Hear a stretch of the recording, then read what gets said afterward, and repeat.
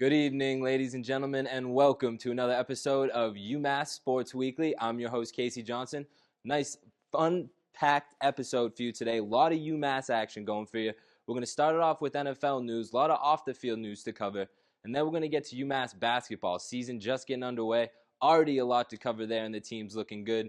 Then we're going to cover the rest of the UMass athletics, see how they've been doing in the past week, and we'll finish it up with an NHL segment. This is UMass Sports Weekly. This is UMass Sports Weekly.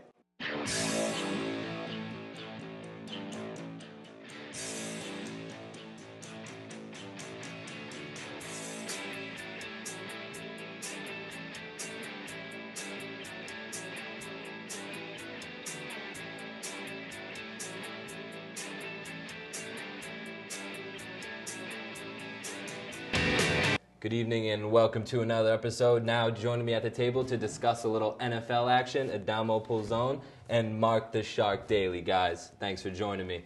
Now, segments, a little focus on off-the-field news. We got a lot of off-the-field stuff to talk about. First one, which really hit the press today, was Ed Reed being released by the Texans.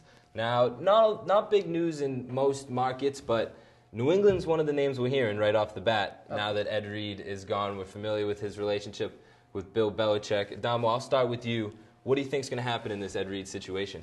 I mean, if the Patriots are smart, they're going to sign Ed Reed for sure. I mean, it worked with Aqib Talib. He was a punk. I mean, Ed Reed's not really a punk, but he's kind of a risk because he's 35 years old. Aqib Talib was a risk, but he's worth it. And especially in our defense, they're constantly getting hurt. I mean, right now we got Stephen Gregory, our starting safety, hurt, out for a few weeks. Ed Reed would be the perfect fit. And when you think about it, the Patriots are going to play the Texans and the Ravens soon. It's going to add a lot of value. So it would be great to see Ed Reed in a Patriots uniform, without a doubt. And yeah, I mean, he has a lot to prove. He's 35 years old. He definitely still wants to stay in the game. But at the same time, he needs to do right by his team. If he comes on the Patriots, he can't say in a loss that we got outcoached or outplayed. But I don't think it's Ed Reed as much as it's the Texans organization why they're getting rid of him.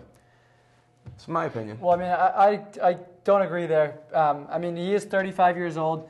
Back in Week 9, he lost his starting job to a rookie, so he's definitely not what he used to be. I mean, when he left Baltimore at the end of last season, the question was whether or not he would end up retiring. I think he should have, because if you look at his stats, he's only played in 7 games so far this season. He's been fighting off injury. He lost his job, as I said, to a rookie. He's just not – he hasn't performed on the field. And the reason he got cut right now is – or what they're saying, he's saying he called out his coaches, and they've had enough of that attitude. And it brought down – what they're saying is it brought down the attitude in the locker room. And I know Houston hasn't had a good season, both offensively and defensively, but they can't have that kind of attitude. And when we talk about the Patriots and the Patriot way, that's not the Patriot way. So I would be surprised if the Patriots go off and sign him, simply because if you look at the Patriots' defense, that besides not needing that negative impact in the locker room, their defense, even with all their injuries they've lost Will Fork for the year, they've lost Mayo, they've Aqib Talib at different points of the season's been in and out, they lost Tommy Kelly, even Steve Gregory's out, but they think he could be back. He could be back next Monday night. He has, with the bye week, having 2 weeks off, and the ability for him to play with a cast. Let me take you back real quick. Now, you said that they're getting tired of Ed Reed's behavior in the locker room with the Texans. Really, did he ever have that problem? He's been in the league for so long. He never had that problem. And, I mean, he was with such a great team, the Ravens. You know, he had Ray Lewis, and, I mean, they won the Super Bowl last year, and Ed Reed still played phenomenal last year at 34 years old. We never heard about the attitudes that were going off behind the locker room because the teams he was on were always winning. He was always if there was an attitude, we would have definitely heard it, especially from a guy like Ray Lewis, especially now. We would have heard it today. We would have heard it recently with the whole Jonathan Martin scandal. Well, I mean, who knows? We would have heard it. Yeah. So I really think it's the Texans organization. I mean, you look at guys, you look at J.J. Watt. He's not playing how he was last year. Arian Foster's hurt. Their coach is collapsing. I mean, the Texans are just a mess. I'm sorry to say. They're just a mess. So I really think it's the organization. I don't think it's Ed Reed. I mean, he's coming back from an injury. He needs to readjust. And plus, this is a new team, but at the same time, I don't think it's his attitude. But he hasn't been performing on the field. I mean, attitude doesn't matter when you perform on the field, but so far he hasn't done that this year. And I think that's the question, whether or not the Patriots are going to pick him up. Patriots have a good coaching staff. Yeah. So I mean, I think that's the key for Ed Reed right there. Yeah, it seems like the off-field attitude problems that he's dealing with. I mean, Adamo's right. We have never heard that in his long career. We've never heard issues of Ed Reed in the locker rooms. But at the same time, he's always been on a winning team. He's used to a winning culture in the locker room. So, I mean, that's probably what you attribute that to. So, if you put him back on a winning team like the Patriots, you think attitude can still be a problem for him? Well, if he goes and if that's a situation, then with a winning team, maybe that doesn't happen. But who knows?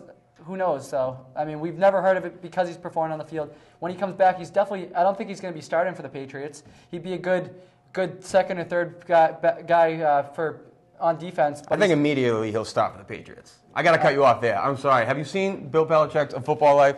Mm-hmm. Him and Brady are in his office, and they're just looking at Ed Reed's film, and they're like, oh, my favorite. That shows the level of respect they have for Ed Reed, and they know his game well, especially Brady. Brady has always had a tough time with Ed Reed. Mm-hmm. So, I mean, if he can stop a guy like Brady, like if we could have him on our team, we'll dominate every quarterback in the NFL, even Peyton Manning. Yes, even Peyton Manning.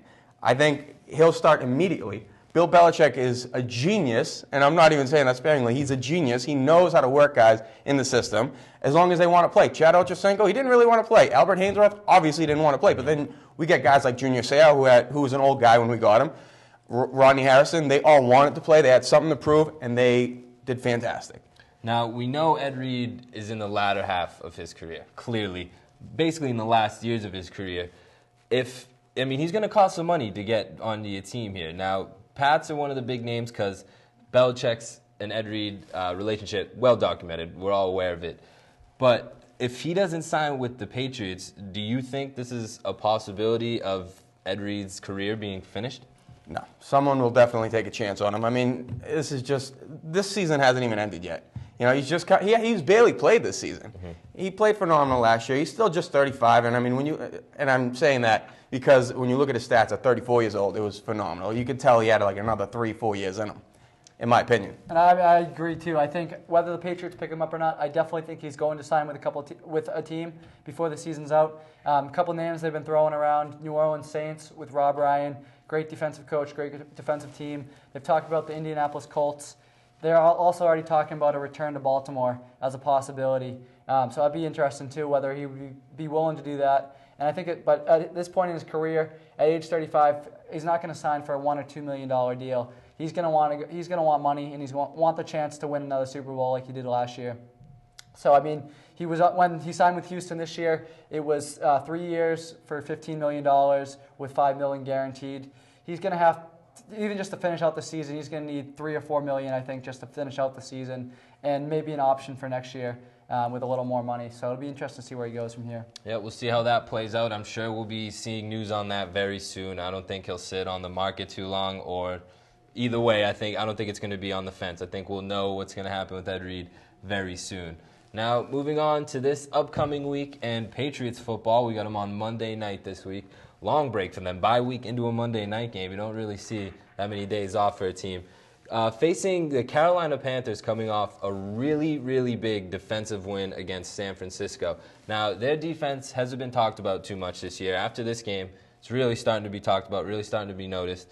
To preview this game, Adam, I'll start with you. How do you think Brady, now with Gronk back, Dobson maybe is now starting to work himself into the offense, how do you think Brady's going to match up against this pasty? Fantastic. I think it's just going to be an easy win, really? In my opinion. I mean, win. The Patriots are just going to dominate. I mean, yes, Carolina's defense is good. I'm not going to lie, but they just don't wow me, and that's gonna take a lot of people off. But they just don't wow me. The team in general, the defense does, but at the same time, our defense is starting to pick it up a little bit too. So I think the momentum's really going to change in this game, and it's early. The first quarter, the Patriots are probably going to be up by 2 scores, easily, in my opinion.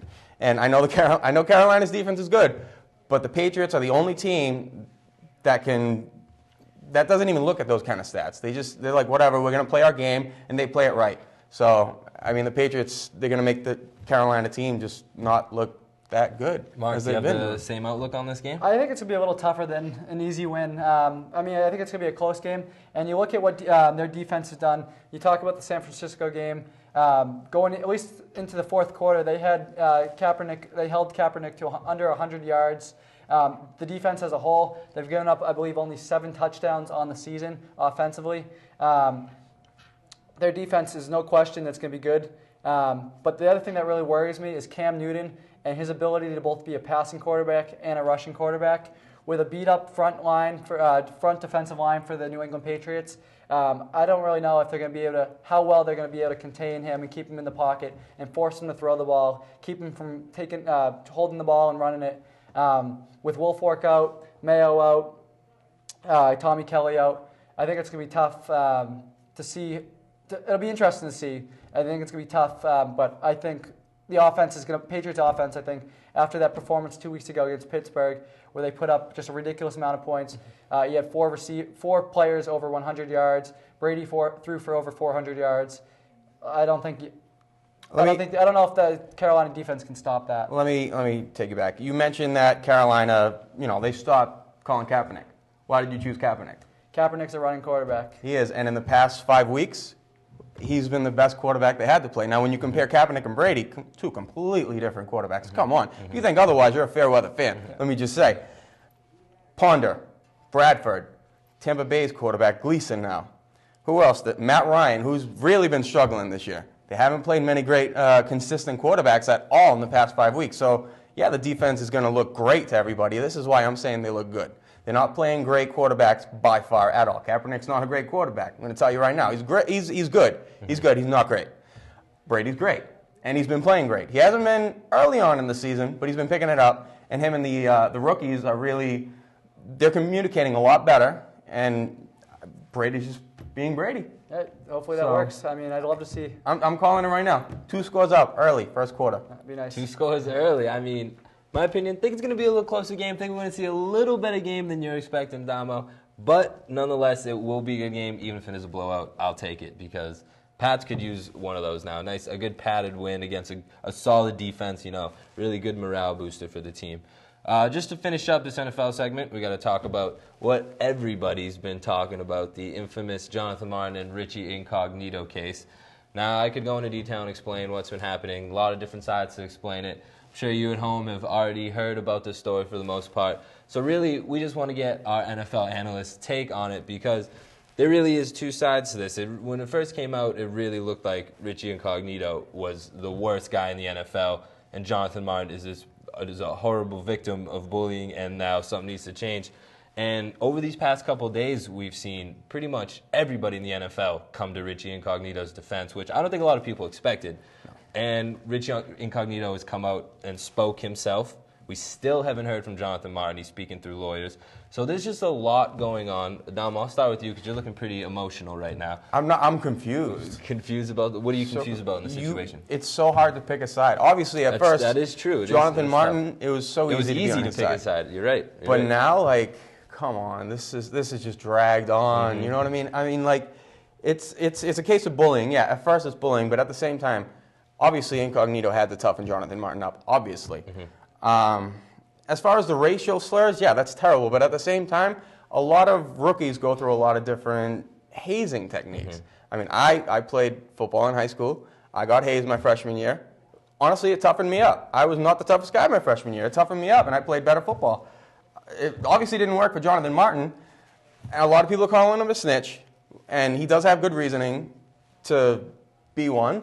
But at the same time, you look at, if you've ever been in a football locker room, that's just how things are sometimes. It's brutal. You're supposed to be a family. You're not supposed to share out all these secrets. To be the argument right now, it's culture. You don't understand the culture. And now that's another thing that's bringing up 2 totally different sides is, all right, is this culture acceptable? Is this okay that this is the culture? But as someone that's been in a locker room, you've experienced freshman hazing. It's very similar to rookie hazing. Obviously, this is grown men, but it's still similar. How do you think that he should react now that this is his job? He's in the NFL. Is this something that he should be handling? I thought that was funny. I don't know if you guys thought that was funny. It was pretty funny. That was my stand-up routine. I think I got some laughs. All right, your question. Let's bring it back. Who should be handling? Let's bring it back. I think our audience we might have been a little bit distracted there from some laughter in the background. Yep. I don't really know what happened. But do I think Jonathan Martin could have handled it better? You compared it to your freshman year. Now, people get through that. Kids quit the teams. Kids get in trouble for that in high school. That's different. This becomes a job. This is his profession. And as a profession, it's probably the meanest profession in the world. You know, you have to be brutal. Do you think that he should have adapted his profession? Do you think that it's... I know you're saying it's hard to pick a side. It is hard to pick a side, but you know what? At the same time, here we go. Now I'm choosing the other side. It is a job. I mean, it's going to be just like a courtroom. It's going to be just like a TV station. It's going to be just like any other job, you know, a school job. You can start suing players now. You can start suing people, your coworkers, if they start acting in a way, you know, unorthodox. So, I mean, it's tough, yeah, but I think it's just a big transformation in the NFL, and I don't know if we're going to see hazing as bad as we used to anymore. Now, Mark, as far as seeing hazing in the future, I mean, we know, everybody knows, even if it goes unspoken in the media, everybody knows that hazing has gone on teams, probably to this extent for many people throughout the years. Absolutely. Do you see hazing coming to a complete end in the NFL in football locker rooms? Do you think it's over and done with? I think Roger Goodell and the NFL staff, the front office, is going to bring down the hammer. I think stuff is always happened behind the scenes, behind cameras, and I think it always will. But as far as the image for the NFL, I think they're going to bring down the hammer. We're going to see, regardless of who's to blame, who's at fault, we're going to see some suspensions come out of this, probably similar to what Sean Payton got with the Saints. Not the same kind of penalty, but definitely that kind of suspension where you're looking at a year-plus suspension, losing a paycheck for an entire year, just because they're going to want to put this behind them. If you look at the media frenzy that it's caused just in the last 2 weeks, regardless of what side you're on, who you're defending, it's definitely been a big distraction, not only for the Miami Dolphins, but for the whole NFL in general. It's been a bad image, and they don't want it to be part of the media. They don't want it to be the front story this upcoming Sunday, the following Sunday, the rest of the year.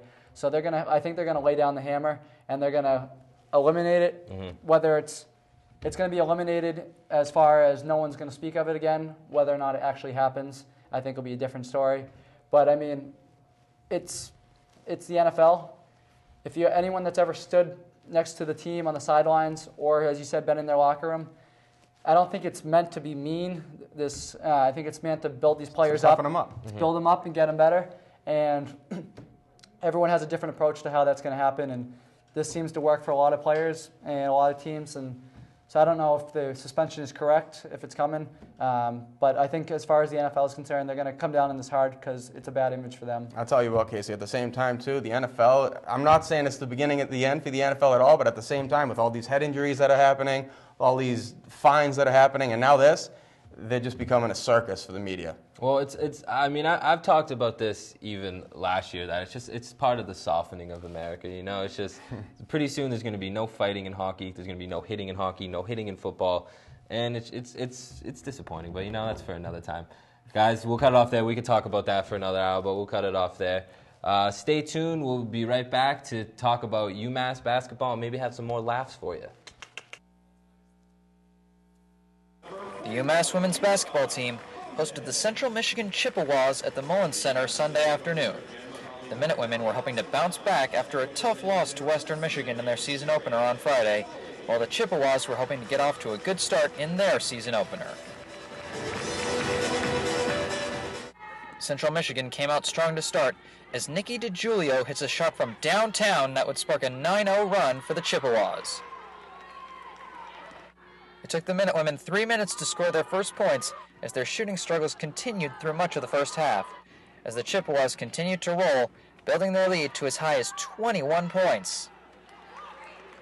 UMass started to show life later in the first half behind the play of sophomore guard Nola Henry, who scored 9 points in the first half, and freshman forward Kimber Hill, who added 5 of her own, helping to trim down the deficit as the Minutewomen went into halftime trailing 45-28.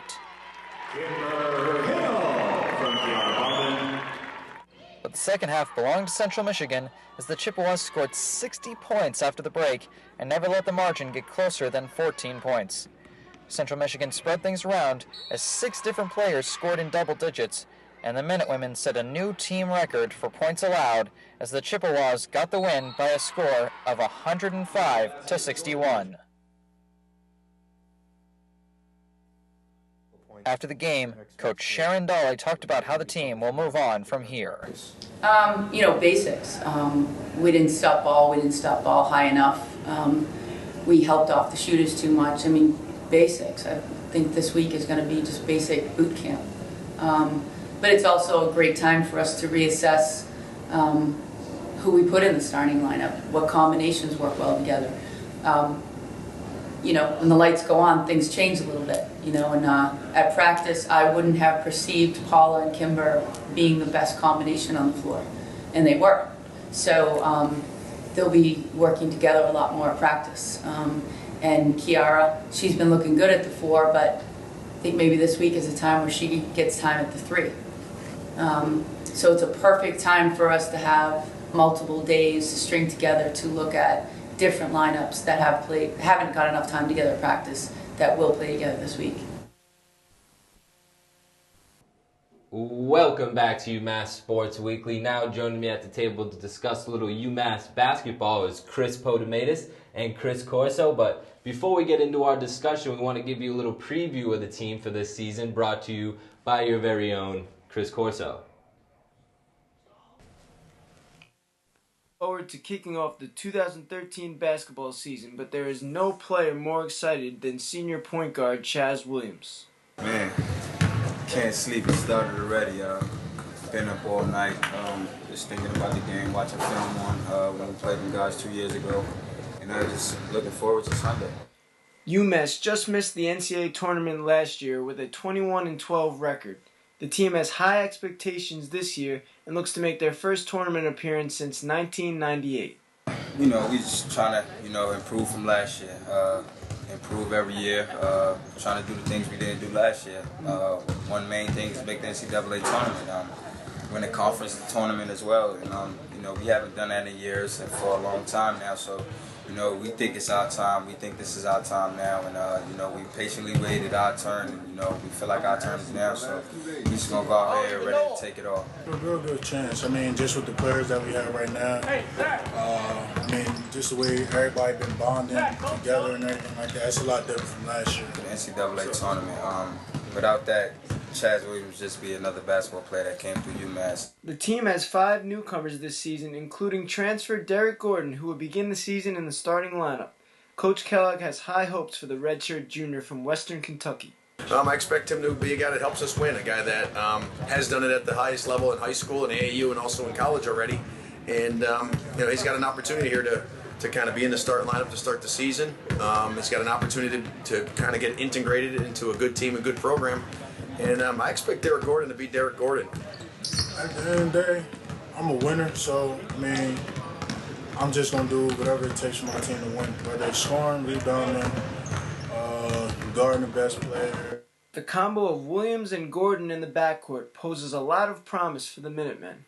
We can be one of the top backcourts in the country, not just on the East Coast, the whole country. So, our schedule, the way we have it set up, we can do a lot of big things, just me and him. He's getting better every day. His offensive game.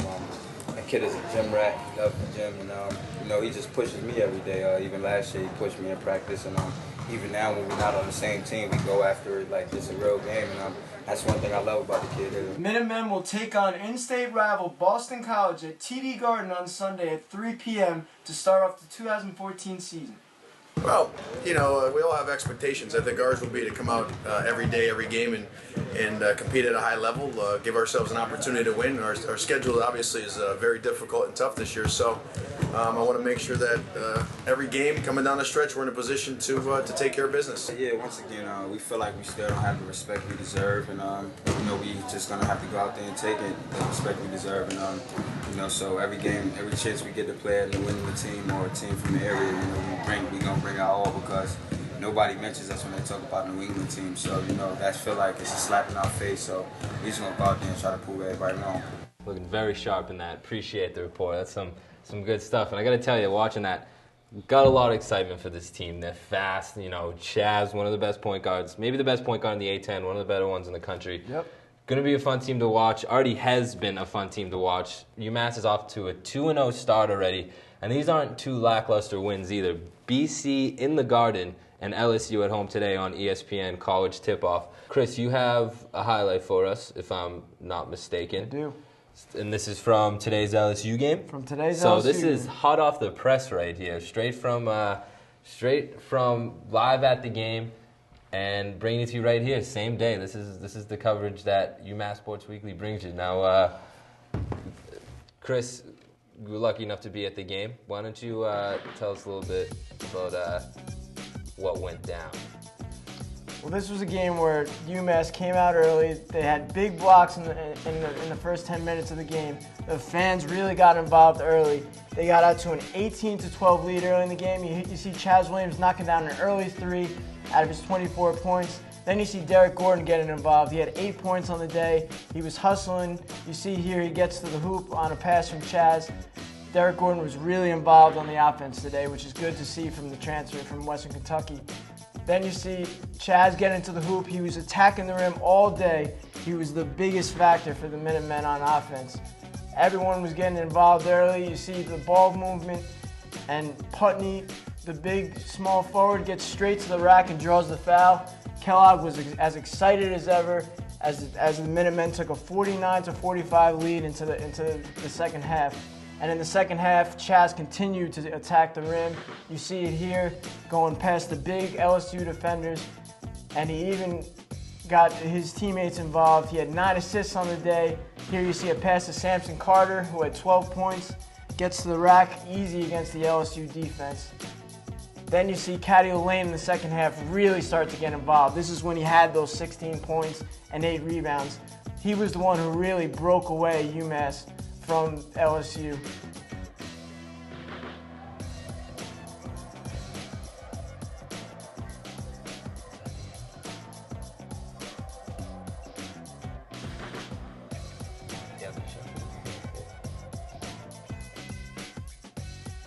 Lane had a great second half on the boards. You see he had 8 rebounds. There's a tip in to put the Minutemen up 69-65 late in the game. And this is what really mattered. Samson Carter hit the free throws that mattered at the end of the game to give the team a 5-point lead with 4 seconds left. Now, Potomatus, I'm going to start with you now. What do you think of the team after watching these 2 games? I think this team right now looks pretty good. I mean, you talk about beating 2 teams. One team is in the ACC. They send probably, 6, 7 teams to the tourney every year. The SEC, which would be LSU today, I mean, they probably send in another at least 3 or 4 teams. So, I mean, these are major conferences that UMass is beating. UMass is beating. I think it looks great. I mean, they beating BC in Boston was a great win. You know, in the second half, they were down early, came back, had a huge run. Chaz went 5 for 5 from 3 in the second half, had 15 second half points. And after that point, they just took control of that game. And then today, LSU, I mean, they basically controlled that game for pretty much all of it. And that was even with Lane being in foul trouble in the first half. Tyler Bergantino stepped up. You know, he had 4 fouls in the first half, but he ate up minutes, allowed Lane to be dominant in the second half. And this team right now just looks really good. And I think that it's hard to say that there's a better team in the A-10 right now the way that UMass is playing. You know, they're competitive, and I think they'll be in until the very end. Now, Chris, in your preview there, most of the talk we heard was tournament. We heard it from Chaz, we heard it from Derek Morgan. And that's what we're hearing around campus, too. That's the talk. They want the tournament this year. Now, A-10 has quickly and quietly become one of the better conferences in the country for basketball. A lot of ranked teams that come out of here. Yeah. What do you think they have to do now? An A-10 title, that'd be unreal with the depth in this conference. But we know multiple teams will come out of the A-10 to make this tournament. What do you think UMass has to do in order to make the tournament? Well, they've started off and they've done everything that they've had to do so far, and that's win 2 big games against 2 big opponents. LSU was just out of the top 25 today on ESPN. So when you look at the 2 teams they beat, they're showing that they could do it not just with Chaz Williams like in the past. Usually they would rely on Chaz Williams in the previous years to score 20 points, put the team on his back, finish around the hoop. And when he wasn't doing that and having a bad day, the team would lose some games. Today you saw that the team has 5 other players who had points in double digits, and Chaz can now go to a guy like Caddy Lane in the post to give him 16 points and 8 rebounds. You can go to a guy like Samson Carter, who had 20 points in the game against BC, and then he had another 12 today. There's guys all around that you can go to get some points from. You have Derek Gordon, who's supposed to be a big-time player out of transfer from Western Kentucky, as you saw in the package. He's starting at the shooting guard position. He had 8 points today. Another good performance. He played good defense, caused some turnovers. There's a bunch of guys that this team can turn to. And if they can all consistently chip in on a basis with Chaz being the leader out there, you saw the emotion out there today. They're all smacking the floor on defense. And like I said, this team, if they could play defense, they have a bunch of long guys under the hoop. It's all about the defense. And then if everyone chips in on offense, I really think this team has a great chance to be in the tournament. Of course, I'm going to get back to you in a minute about the guards, but Chris, first I want to ask you about Caddy Lane. We saw an enormous game out of him against BC, career on points and boards. Pretty ridiculous. Slow start to the game today, 0 points in the first half, and then, correct me if I'm wrong, I believe he had 16 in the second half, 16 and 8. Great numbers again. Those are 2 great starts. You've heard a lot of hype about this guy. He was getting into the rotation last year. We're starting to see him. What kind of things are you expecting from Caddy Lane this year? I think last year, and I've said this a few times, I think last year he was a guy where some games he would show up and be big, a guy that could put up 20 and 10. Other games, he wasn't there. He'd have a couple of rebounds, a couple of points off of second chance points, but I mean, against BC, when I first saw BC at the Garden, I said this team isn't that big. They had lanky guys, probably no one above the height of like 6'10", and no one certainly as big as the Lane.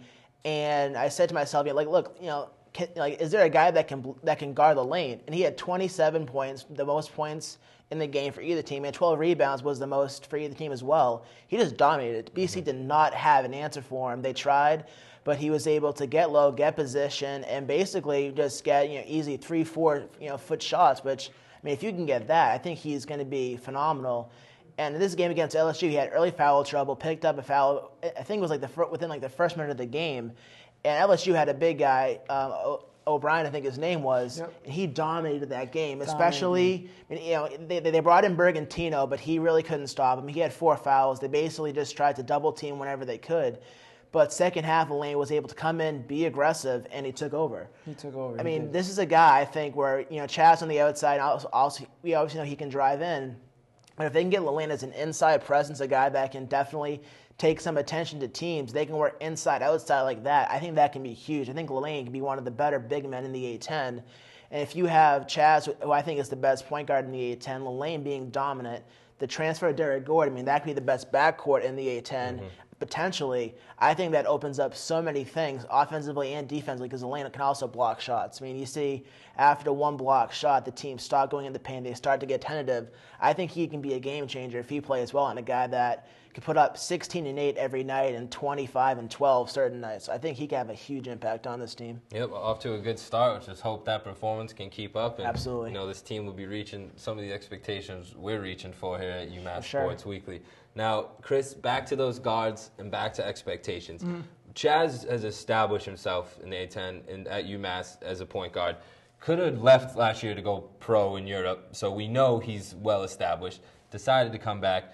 Now they bring in Derek Gordon, who Western Kentucky was devastated to lose. He led the team in points, assists, rebounds as a guard. As a freshman, as a freshman guard, which is unheard of. So this backcourt is pretty ridiculous. But we have, like Caddy, we have the guys around it.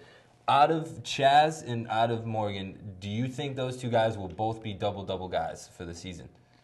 I know I'm going high expectations here, but this backcourt is pretty ridiculous. I can't say that, but you're also forgetting about the third guy on there, and that's Trey Davis. Had a big game today, hit some big threes for the team when they were kind of slow. Chaz started off slow today. Everybody forgets he had 24 points, but he was pretty cold in the first half of the game. He didn't score within the first 10 minutes. Trey Davis came in, knocked down a big 3, got the offense going. So I think these 3 guys, when you switch them around, Kellogg switches them around. He was doing it the whole game. He had Chaz in with the both of them, and then he even had points where Chaz was tired, and he had Davis and Gordon in in the backcourt. So if you switch these 3 guys around at the 2 guard positions, I really think that these guys can really put together some big games. Chaz, I think he's going to average around 18 points this year, around 8 to 9 assists a game. And these other two guys are going to fill in with some good points out of the backcourt. They can all shoot. These guys are all guys who could shoot. For sure. Davis can't get to the rim as well as the other two, but he can really shoot from the outside. But when you get Chaz going to the hoop and kind of spreading the floor out, penetrating to the hoop, dishing the big men, Gordon's another guy who could do that now. So these guys in the backcourt are really going to have a big season.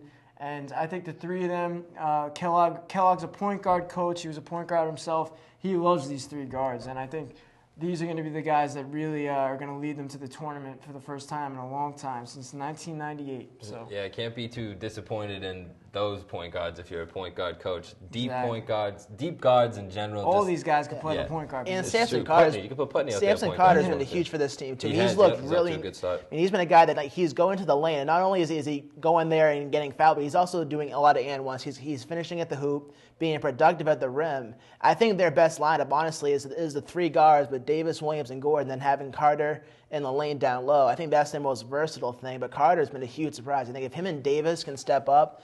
And I think we know what Gordon can do. We know what Chaz can do, and with Caddy Lane too. But if those two guys can step up and you have five guys you have to guard at all times, I think that just opens everything up for this team. It'll be huge. That's the best part about this team. They could play small in that way, and then you put Putney at the three like they did today against Versatile. the big team that has Johnny O'Bryant, who's supposed to be a top 10 draft pick his freshman year. He's been slacking a little bit, but he had 23 points today.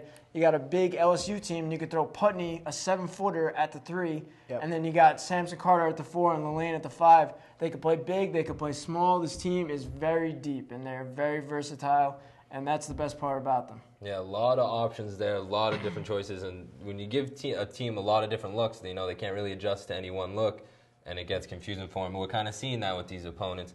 Now, Chris, see it on your paper here. Why don't you tell us about some of the upcoming conference games you're looking forward to? Yeah, as far as conference games, the three biggest opponents that they have are LaSalle, VCU, and St. Louis. All three of those games are at home, which is a huge advantage.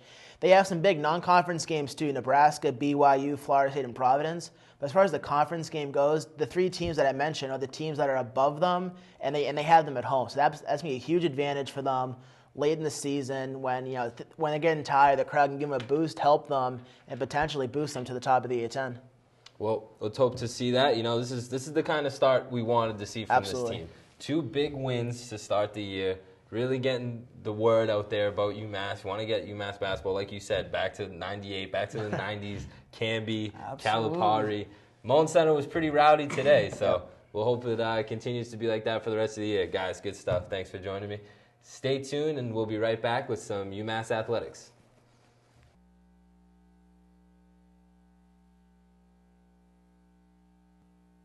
The UMass field hockey team took on the Richmond Spiders in the finals of the Atlantic 10 Championship at Garber Field on Saturday. In a rematch of last year's A10 Championship, the Spiders were hoping to get revenge for last year's 5-0 loss, while the Minutewomen were hoping to become repeat champions for the first time since 2008. UMass got on the board early as Hannah Prince scores on a penalty corner shot in the 6th minute, giving the Minutewomen a quick 1-0 lead. UMass then opened up its lead about 10 minutes later as this shot by Cleedna Lachlan is deflected into the net by Izzy Delario, giving the Minutewomen a 2-0 lead over the Spiders. But Richmond struck right back just a couple minutes later as Amy Cook scores on this penalty corner shot to bring the Spiders within 1 going into the half. Both teams stepped things up on defense in the second half, as Richmond only allowed UMass to take 2 shots in the half, while the Minutewomen held the Spiders to just 4 shots. Ultimately, neither team scored in the second half, and UMass held on to win its second straight A10 championship over Richmond by a score of 2-1. After the game, Coach Carla Tagliente talked about what it meant to win the championship. It's really great. I was just saying earlier, last year's a bit euphoric in a lot of ways and surreal because I had never personally experienced it, and the team had been quite a while. But this year, it's a kind of an emotional victory or an emotional experience in a way. It's like it's a good emotional, happy in a way.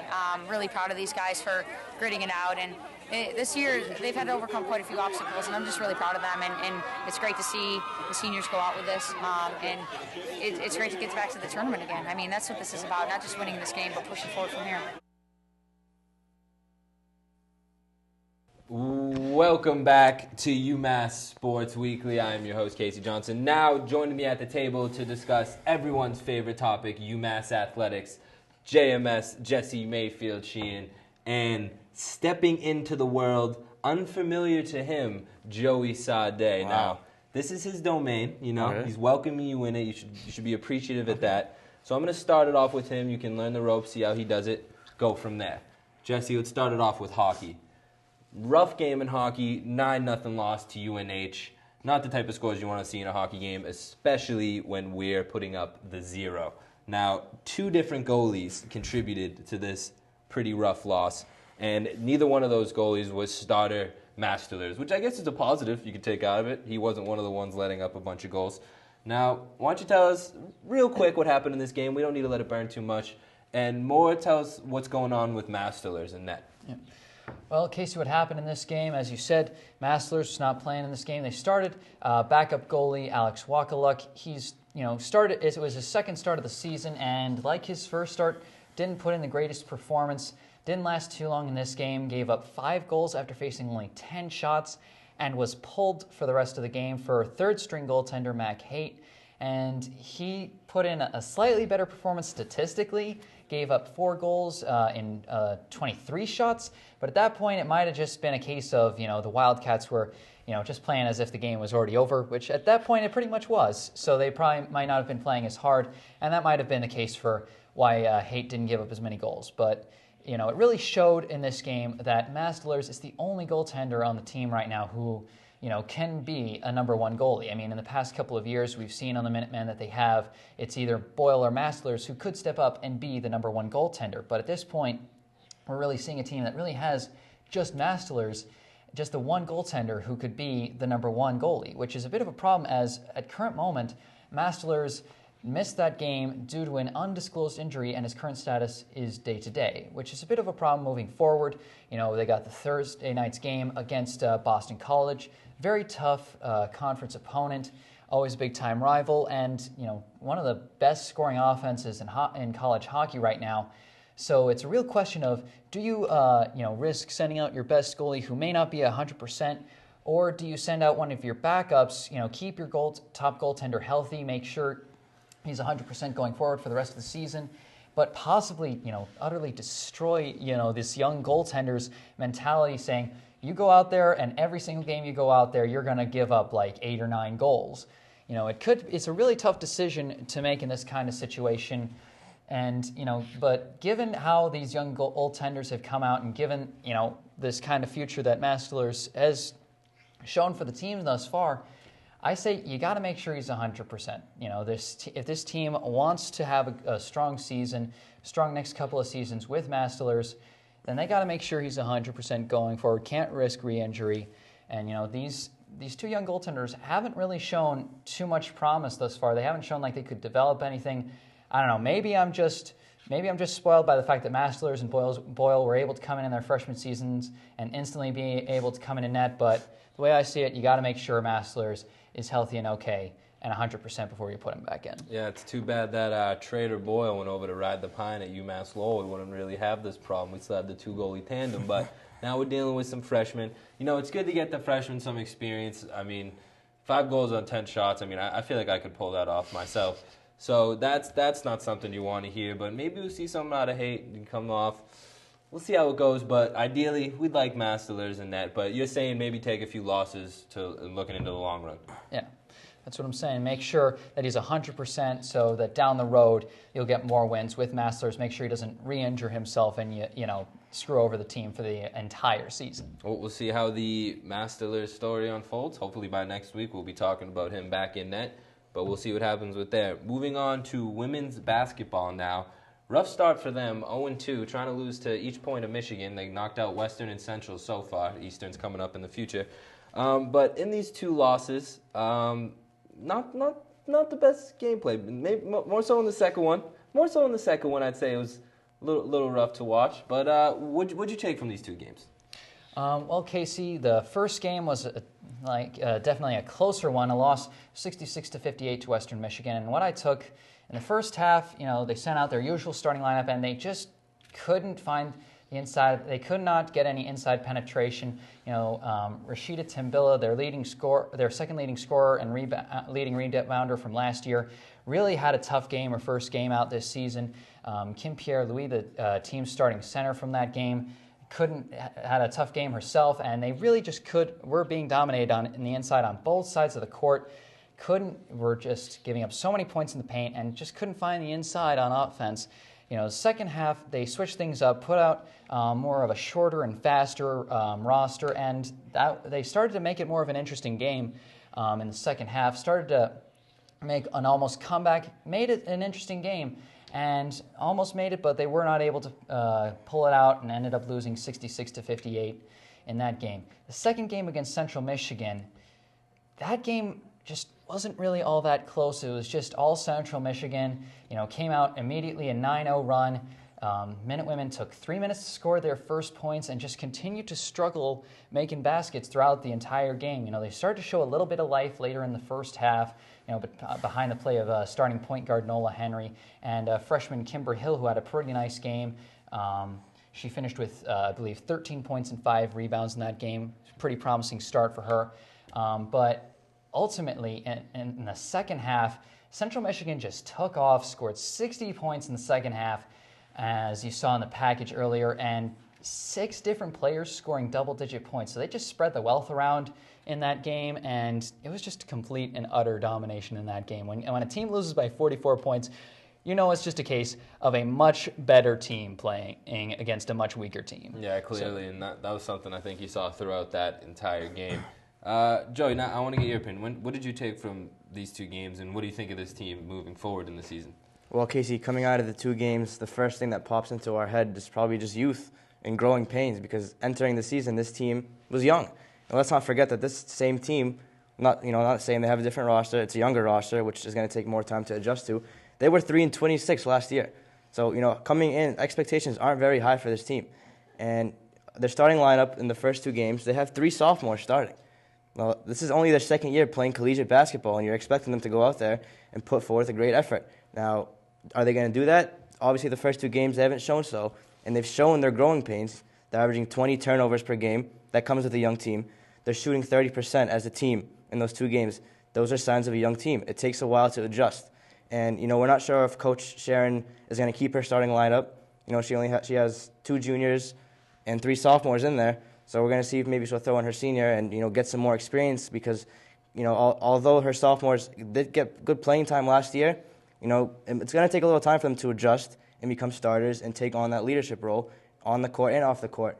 I think, like Jesse covered everything pretty much, they're just a young team. It's going to take time for them to start. It's only 2 games into the year, and that 105 points that they gave up was a team record, which, it's kind of surprising because that's a lot of points, especially for a women's basketball game. A lot of points. But, take that with a grain of salt. It's only their second game of the year, and we'll see how they go moving forward. I don't know if they need another lineup change to get that offense going or how their defensive schemes are going to change, but I think we're looking at it. It's only 2 games, and we'll see how they go. Yeah, it's early. We won't get too down on them yet here. And, you did see some bright spots in that first game, some low spots too, but there's stuff to work with on this team. So still early. We'll be sure to keep checking up on them. Now, to the good news, we covered field hockey a lot this semester. We've followed them so far. And during our little break, they won the A10 championship. Very, very good news to hear. Kind of expected from us here at UMass Sports Weekly, so it is good to hear. Jesse, I wanted to get your thoughts on the A10 tournament, and also what do you think of this team moving forward in the NCAAs? Well, Casey, the NCAA tournament was very exciting games to watch for UMass, and right from the get-go in the semifinal game against VCU, I mean, it was really a game you might have expected that.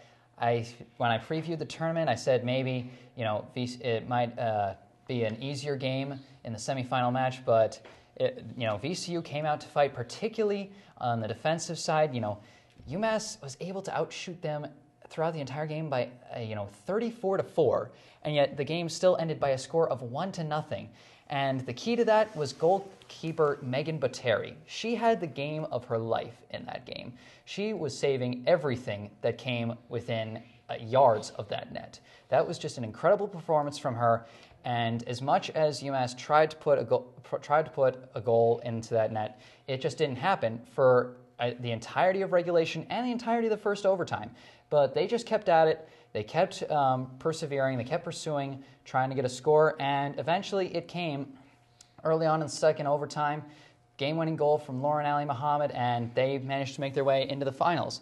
Now, in the finals, it was a game against Richmond. Everybody knew it was going to be a very hard-fought battle. These guys, big-time conference rivals. It was a close game the last time in the regular season, as we covered earlier this year, and didn't disappoint. A close 2-1 game. And it was really just a defensive battle. Both teams were held to just 8 shots throughout the game. The Minutewomen did not allow Richmond to have a single shot on goal in the second half. And really it was just a case of they got out to a lead early and just held on to it. Scored 2 quick goals in the first half. And even though Richmond struck back quickly after the second goal, UMass just held on to that lead. It's a strategy they've been trying to employ, they've been wanting to do for a while now. And they've struggled with it at times against teams like UNH and Boston College. But this game, they really employed it well. It worked out, and they're the A-10 champs. Looking forward to the NCAAs. They're taking on number 4 Virginia in the first round out in North Carolina. Taking on a high-ranked team like that is going to be tough, especially out on the road. But this team has shown they can fight with the best of them. They fought close against Syracuse. They've beaten Boston College. They've fought hard against teams. They struggle against really top teams like UConn and Maryland, but if the team plays to their full potential, they can really play against top teams, and they really want it this year. They want to go farther than they did last year in the NCAAs, where they lost in the first round to Syracuse. So, look forward to some really great field hockey. Yeah, A-10 championship. That's just a thing of the past for them now. Looking forward for that national championship. Would be great to see. Got a solid team there on the field hockey team. So we'll keep an eye on them as the NCAAs. For sure, we'll have that coverage from JMS as the NCAA tournament continues on. To finish up here, we'll get a coverage of. We got to catch up on our women's soccer. Now, Joey, heartbreaking loss for this women's soccer team. Lost in the semis of the A-10 tournament to number 2 LaSalle on an overtime penalty kick. Controversial call. Controversial penalty kick. Add that in there. Can't write this stuff. That's the ending you hear about in movies. What was the controversial call? Why don't you give us a little recap of that call and how that game finished up? Well, there was the 5th minute of overtime, and one of the LaSalle players was in the box. He was taking a shot, and Krasinski went out to go challenge her shot. And the referee called it a tripping call, which Coach Matz told me. And usually that doesn't happen. When a goaltender goes out to challenge that ball, it's her ball to have. So, LaSalle was given that penalty kick, and they delivered in that final, in their shot. So I think LaSalle may even stretch to say that's not the way you want to see a game end. You want the best team to win. You don't want to end it on some bogus call that goes to a penalty kick. But, it could have been worse. They could have got blown out. So, bittersweet loss, but, it's good to see them make it to the semis. What did you take from this season overall? Well, Casey, heading into the tournament, in the regular season, the women's soccer team has only lost by more than 1 goal, only twice all year. So that shows that, their efforts all year show that they can be competitive against any team in the league. They played Dayton, early in the regular season, one of the best offenses not only in this A-10 but in the country as well, and they held them to 1 goal. And, heading into the tournament, Coach Matz knew that his team, as long as they get into the tournament, which they did as the number 6 seed, they can compete with anybody. So they got in the first round, they played St. Louis, and they held St. Louis, the number 3rd ranked team in the A-10, scoreless through regulation and through both overtime periods. So that game went to penalty kicks, and UMass scored on all 5. And, probably the most defining moment of that, the penalty kicks came on. Coach Matz told me he sent out 3 freshman players and 1 sophomore to go do penalty kicks. Now that's unheard of. That's a team playing with the season on the line, and this is a coach trusting in his younger players, and they delivered. So heading into the next game against LaSalle, as long as they can, their defense has played well all season long. Their offense has always been a question mark. They struggled, I wouldn't say mightily, but they've been inconsistent all year long on offense. But their defense has been right there, ranked top, one of the top in the A-10. And they kept LaSalle and one of their better offenses as well in the A10, scoreless through regulation. And so, you're looking at another overtime game, and anything can happen in overtime. One or two goals, that's it. They move on to the A10 championship. It just didn't happen. But, I look at this team, what they overcame all season long. They came into the season, they had 14 new players that to incorporate into a system that, expects high expectations every season. And they delivered. They played well. You had a new goalkeeper, the most important position on that field, arguably, a redshirt freshman. She didn't play last year because she was hurt, Danielle Krasinski. She came in, she took over the spot from 2 seniors who graduated. So that was a big pressure on her, and she delivered as well. And I think one of the most intriguing stories coming in is Brittany Moore, who was their forward this season. She had played defense her entire career. And based on their offensive needs, Coach Matz wanted her to switch to offense. So she did that, and she led the team in goals. So from a player who's played defense all season long, she made that switch onto the offensive side of the ball and led their team in offense, in goals. So I found that remarkable. I think overall they overcame a lot of adversity, and I think they did exceed expectations. And moving forward, they still have that young team. Mm-hmm. They're only going to build upon what they did this year. So I expect, pretty high expectations next year for them. You see them being next year. You think next year they're one of the top teams in the A10? I think they can go in as a top 4 rank in the A10 tournament. I think their defense is always going to be there because it has been, not just this year, but the past seasons. They got to get it together offensively. They got to get one goal scorer who's got at least multiple goals. They lost that this year. Last year they had Moa Matson, who was their leading goal scorer. She had 15 or 16 in the years before. And this year, Brittany Moore led the team with 8. So they didn't have multiple goal scorers on their team. If they do get that next year, I do see them a force to be reckoned with. Well, you can play great defense, but not going to win any games without putting the ball in the net. It gives you a chance, though. Gives you a chance. A really good chance. Really good chance, but as long as you got that 0, you're not winning any games. Real quick, Celtics, are they tanking or are they playing this year? I don't know. You don't know? I don't know if I like it either. They're winning. You know why? Coach Stevens, he's good. He's really good. Is he too good for this team? He might be too good for this year. They might have hired him a year too early, which is a bad thing. That's another day. We'll get to that. Guys, thanks. Appreciate it. Stay tuned. We'll be right back to finish up with NHL. Welcome back to UMass Sports Weekly. Now joining me at the table for a little NHL segment is Demi Foley and Caitlin Boyer. Thanks for joining me, ladies. Now, I didn't have any questions prepared for you guys because I was told we had something a little different going on. Demi, can you explain? Yeah, Casey. Caitlin and I decided to switch it up a little bit. Oftentimes, there's a little bit of a battle amongst cities, especially when it comes to the NHL. So we devised a little bit of a spoof to switch it up here at UMass Sports Weekly to truly decide which city is better, Boston girl, me, or New York girl over there, Caitlin, through a Battle of the Accents segment, which is why you have a list of a couple phrases you're going to ask us. Okay. We've decided you can be the judge. I'm the judge. We'll battle it out here. And jury. Have some fun. That's a lot of pressure on me. All right, so we'll get started on some words, and I got to pick who the better accent is. I'll try not to be biased as being I'm from Boston, Caitlin. I'll do my best. Try your best, Casey. I'll try my All best. Right? I'll put on my really, I hear that accent already. Really listen. So now I gotta go. So this is game show host style, huh? All right. So does this game have a name, or is it just a Battle of the Accents? Name that term. Battle of the Accents, ladies and gentlemen. Our first try at Battle of the Accents.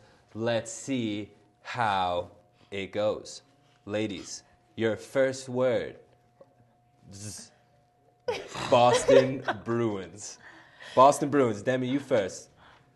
Boston Bruins. Caitlin? Boston Bruins. Oh. I mean, I gotta give it to Caitlin. That was an interesting take on Boston Bruins. Lot of emphasis on it's more like a BAW. But carried it out a little bit as well. You kind of rushed through it, Demi. All right, you gotta be phonetic. Phonetics. It's the she Boston had the phonetics. fan excitement within me. I'm trying not to be biased. I'm gonna look biased either way. Second phrase. Offsides, Demi. Offsides. Offsides. I mean, how do you not give it to her? Yeah, offsides. You're rushing through it. And phonetics. She's offsides. Oh, there's a lot. Ridiculous. Excuse me. There's a lot of emphasis on the vowels. I come up here. I didn't really think I had an accent, and then I open my mouth and people are looking left and right. I really never thought it was an issue, but but I come off strong. That's how we are. But coming off very A strong. little stronger than people expected, I guess. You know, if this game was based off accuracy of pronunciation, obviously you'd be winning. But this is an accent game, so I'm going for the better accent I'm hearing. And I mean, Boston Bruins and offsides was pretty entertaining. Step it up. Try to just work at it here. Oh, the good one for you. Power play. Power play. Power play. There it is. Power play. Caitlin? Power play. Oh, no, that was plain. That one was plain. That one goes to Demi. So we got 2-1 New York right now. This battle's really heating up. 2-1. Literally. Next, this one, we got another team. Hate a team. We don't like them. It's misspelled on here, but I'll pronounce it correct. Vancouver Canucks. Demi. Vancouver Canucks. Vancouver Canucks. Caitlin? A lot of emphasis there. Vancouver Canucks. No, that one goes to Demi. She emphasized the U. She put about 6 of them in there. Yeah, Made it the Y. Vancouver Canucks. Oh, tough over here. So we got 2-2. Tie ball game here. Things could go either way as it unravels. Next word, Demi. Checking. Not as in your account, but as in zero. physical contact. Checking. Checking. Did you say chicken? No. Caitlin. Checking. That one's tough. know? I got to go to the judges in the back. What do We you guys think? could add a little Judges in the bit body back. checking. Judges in the back go New York. That will be 3-2 New York. I couldn't judge on that one. I had to go to the peanut gallery there. So we got 3-2 New York. 4 words remaining. This is where it gets serious, ladies. We're down to the wire. This is where you guys All right. this is where relationships come into question. Friendships go out the Skating window. forward. And violence is the answer. You know? All right.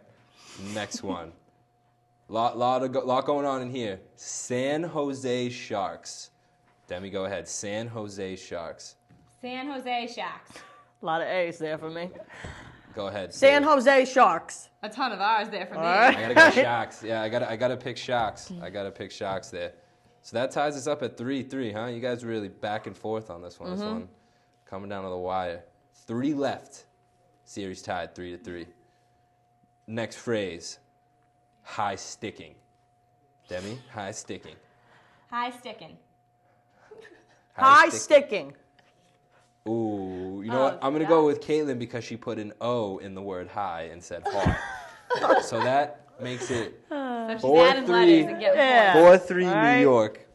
You always got to 4-3 add New your York. own flavor to the way you speak, all Or right? leather. There's an attitude that comes along with it. Whether it be from New York, Boston, I don't know, any other city, you own it. Our attitude's friendly. I don't know about New York. Doesn't seem the same way. Hey, you know, if you walk around like being friends with everyone, you'll get walked on and used. Nah, they put me up on a pedestal because I'm so friendly. Yeah. All right, 2 left. New York's up 4-3. My bias is starting to kick in. Phrase. Number 4, Bobby Orr. What a player. Go ahead, Debbie. Number 4, Bobby Orr. Caitlin. Number 4, Bobby Orr. Doesn't sound good in a New York accent. Going Boston on that one. So now we got it tied up. 4-4.